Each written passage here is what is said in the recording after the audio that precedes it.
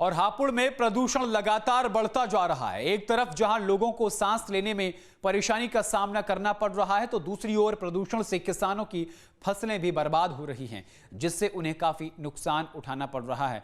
आपको बता दें कि दिल्ली एनसीआर के आसपास प्रदूषण का स्तर 600 के पार पहुंच चुका है। अगर आज सुबह एक्यूआई को मापा जाए तो एक्यूआई लगभग 600 के पार था, और इसी प्रदूषण के चलते जो हरी सब्जियां हैं उन पर इसका खासा नुकसान हो रहा है। ऐसे में किसान परेशान हैं और अपनी फसल को ही बिना काटे खेत में ही जोत रहे हैं, यानी कि फसल को नष्ट कर रहे हैं खेत के अंदर ही, क्योंकि पॉल्यूशन के चलते उपज जो है वो दमदार और असरदार नहीं हो रही है और किसानों को उसका उचित मुआवजा नहीं मिलेगा। इससे परेशान किसान खेत में ही खड़ी फसल को नष्ट करने के लिए मजबूर नजर आ रहे हैं।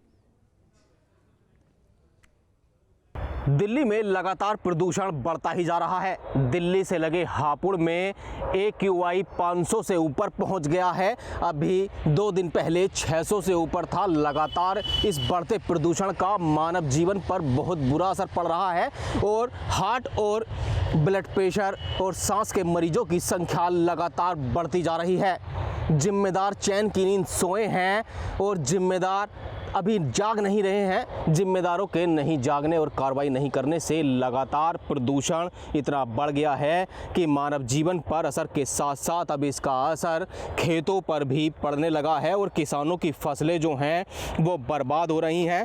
आप यहाँ देख सकते हैं कि किस तरीके से जो फसल है वो बिल्कुल बर्बाद हो गई है और किसान इस चीज़ से इतना परेशान हैं कि उन्हें अपनी तैयार फसल जो है वो खेतों में ही जोतनी पड़ रही है। अपनी लाखों रुपए की मेहनत से तैयार की खून पसीने की कमाई को खेतों में किसान जोत रहा है। अब ये जो फसल जोत रहे हो, क्या हुआ है, कितना नुकसान हुआ है आपको? ये इसमें लाखों रुपए का नुकसान हुआ जी।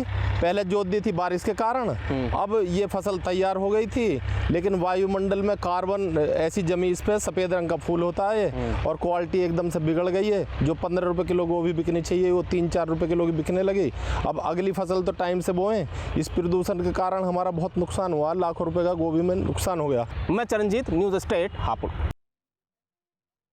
जहाँ भक्ति है हर शब्द में, कथाओं में छुपे हैं दिव्य रहस्य और ज्योतिष देता है जीवन को दिशा। धर्म से जुड़ी हर बातों को जानने के लिए हमारे चैनल स्तुति को सब्सक्राइब करें।